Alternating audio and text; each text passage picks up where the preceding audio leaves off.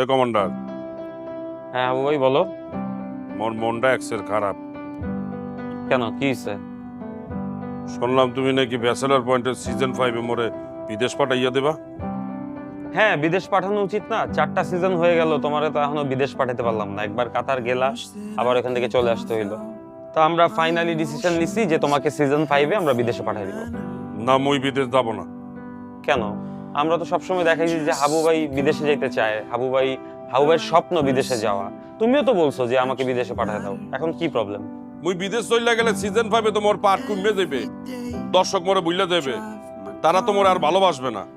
আরে হাবু ভাই, আমরা যদি সিজন 5-এ তোমাকে বিদেশে পাঠিয়ে দেই, তাহলে তোমার পোর্শন শুট করতে আমরা বিদেশে যাব। হ্যাঁ, সত্যি বলতে আছো? অবশ্যই, আমরা হাবু ভাইয়ের পোর্শন বিদেশে গিয়ে শুট করে নিয়ে আসবো। তাহলে মুই বিদেশ যাব, খুব ইচ্ছা। মালয়েশিয়া, কাতার, দুবাই আর আমেরিকা যাব।